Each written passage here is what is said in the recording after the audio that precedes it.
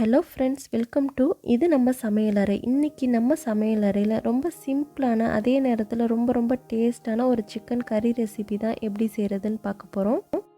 அதுக்கு முன்னாடி நம்மளோட சேனலை சப்ஸ்கிரைப் பண்ணாமல் பார்த்துக்கிட்டு இருந்தீங்கன்னா சப்ஸ்கிரைப் பண்ணிடுங்க. கூட இருக்கிற பெல் ஐக்கானையும் ப்ரெஸ் பண்ணிடுங்க. இப்போது இந்த கறி ரெசிபி செய்கிறதுக்கு ஒரு ப்ரெஷர் குக்கர் வச்சுருக்கேன். இதில் ஒரு 3 டேபிள் ஸ்பூன் அளவுக்கு ஆயில் சேர்த்துக்கிறேன். இதோட 1 டேபிள் ஸ்பூன் அளவுக்கு நெய் சேர்த்துருக்கேன். இது நல்லா ஹீட் ஆனதுக்கு அப்புறமா ஒரு துண்டு பட்டை, 2 ஏலக்காய், 2 கிராம் சேர்த்துருக்கேன். இது லைட்டாக பொரிஞ்சதுக்கு அப்புறமா 2 மீடியம் சைஸ் வெங்காயத்தை நீளமாக கட் பண்ணி இதோட சேர்த்துட்டு வெங்காயம் நல்லா சாஃப்டாக வர அளவுக்கு வதக்கி விட்டு எடுத்துக்கணும். வெங்காயம் இந்த மாதிரி நல்லா சாஃப்டாக வதங்கினதுக்கப்புறமா இதில் 2 டேபிள் ஸ்பூன் அளவுக்கு இஞ்சி பூண்டு பேஸ்ட்டு சேர்த்துக்கிறேன். இஞ்சி பூண்டு பேஸ்ட்டு சேர்த்துட்டு இஞ்சி பூண்டு பேஸ்ட்டோட பச்சை வாசம் போகிற அளவுக்கு நல்லா எண்ணெயிலேயே வதக்கி விடணும். இந்த மாதிரி இஞ்சி பூண்டு பேஸ்ட்டு நல்லா வதங்கினதுக்கப்புறமா இதில் 2 தக்காளி சேர்த்துக்கிறேன். இதோட காரத்துக்கு 2 பச்சை மிளகா சேர்த்துருக்கேன். உப்பு தேவையான அளவு சேர்த்துட்டு தக்காளி நல்லா சாஃப்டாகிற அளவுக்கு நல்லா குக் பண்ணி எடுத்துக்கணும். இது நல்லா ஈவனாக மிக்ஸ் பண்ணிவிட்டு ஒரு 2 மினிட்ஸ் போல் இதை க்ளோஸ் பண்ணி குக் பண்ணிக்கலாம். அப்போ தக்காளி உங்களுக்கு சீக்கிரமாக சாஃப்டாகிடும். தக்காளி வதங்கிறதுக்கிட்டையும் நம்ம இந்த கிரேவிக்கு தேவையான அளவுக்கு தேங்காய் அரைச்சி எடுத்துக்கலாம். 2-3 டேபிள் ஸ்பூன் அளவுக்கு தேங்காயும் 5 பாதாமை ஊற வச்சு தோல் நீக்கிட்டு கொஞ்சமாக தண்ணி சேர்த்துட்டு நல்லா பேஸ்ட் மாதிரி இந்த மாதிரி அரைச்சி எடுத்துக்கணும். தேங்காய் ரொம்ப அதிகமாக சேர்க்கக்கூடாது. இப்போது குக்கரில் வெங்காயம் தக்காளியில் நல்லா சாஃப்டாக வதங்கி வந்திருக்கு. இந்த மாதிரி நல்லா வதங்கினதுக்கு அப்புறம் தான் நம்ம மசாலா சேர்க்க ஆரம்பிக்கணும். இதில் 1/4 டீஸ்பூன் அளவுக்கு மஞ்சள் தூள் சேர்த்துருக்கேன்.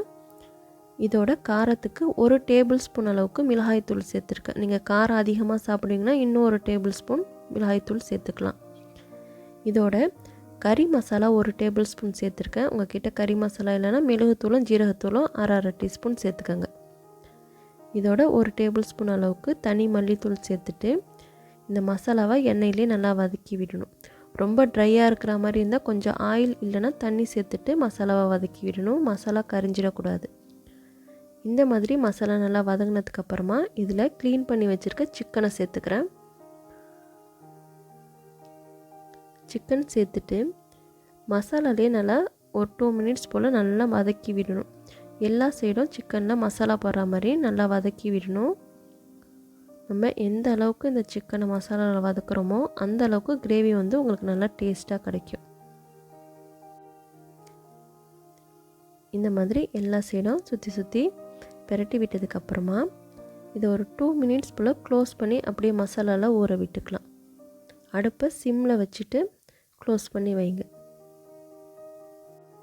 இப்போது ஒரு 2 மினிட்ஸ்க்கு அப்புறமா குக்கரை ஓப்பன் பண்ணிக்கிறேன். நல்லா எண்ணெய்லாம் விட்டு மசாலாவில் சிக்கன் வந்து நல்லா பிரண்டு வந்திருக்கு. இதோட கொஞ்சமாக மல்லி புதினா கட் பண்ணி சேர்த்துக்கிறேன். மல்லி புதினா சேர்த்துட்டு திருப்பியும் இன்னொன்று தர நல்லா கிளறி விட்டுக்கணும்.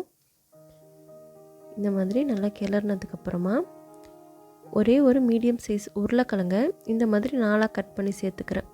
உருளைக்கிழங்கு சேர்க்க பிடிக்கலைன்னா ஸ்கிப் பண்ணிடலாம். இதோட அரைச்சி வச்சுருந்த தேங்காய் பாதாம் பேஸ்ட்டை இதில் சேர்த்துக்கிறேன்.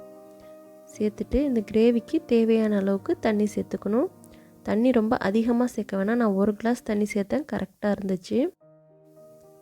தண்ணி சேர்த்ததுக்கப்புறமா நல்லா ஈவனாக மிக்ஸ் பண்ணி விட்டு உப்புலாம் கரெக்டாக இருக்கான்னு இந்த ஸ்டேஜில் செக் பண்ணி பார்த்துக்கோங்க. எனக்கு இன்னும் கொஞ்சம் உப்பு தேவைப்பட்டதுனால நான் இந்த ஸ்டேஜில் கொஞ்சமாக உப்பு சேர்த்துக்கிறேன். இப்போது இதை க்ளோஸ் பண்ணிவிட்டு 2-3 விசில் விட்டு நல்லா வேக வச்சு எடுத்துக்கணும். சின்ன பீஸாக சிக்கன் போட்டிங்கன்னா 2 விசில் போதும்.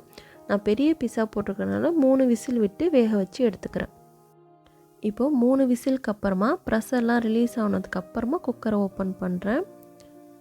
பாருங்கள், சிக்கன்லாம் கரெக்டாக வெந்து வந்திருக்கு. எண்ணெய்லாம் பிரிஞ்சு கிரேவி வந்து நல்லா கமகமன்னு வாசத்தோட சிக்கன் கிரேவி ரெடி ஆகிடுச்சு. இப்போ ஒன்ஸ் நல்லா ஈவனாக மிக்ஸ் பண்ணி பார்த்துக்கலாம். அவ்வளோதான், சிக்கன் கிரேவி நல்லா கமகமன்னு வாசத்தோட ரெடி ஆகிடுச்சு. கண்டிப்பாக உங்கள் வீட்டிலே இன்றைக்கே ட்ரை பண்ணி பாருங்கள். இந்த ரெசிபி உங்களுக்கு பிடிச்சிருந்துச்சின்னா மறக்காமல் நம்மளோட சேனலை சப்ஸ்கிரைப் பண்ணாமல் பார்த்துக்கிட்டு இருந்தீங்கன்னா சப்ஸ்கிரைப் பண்ணிடுங்க. கூட இருக்கிற பெல் ஐக்கானையும் ப்ரெஸ் பண்ணிடுங்க. லைக் பண்ணுங்கள், ஷேர் பண்ணுங்கள், கமெண்ட் பண்ணுங்கள். தேங்க்யூ.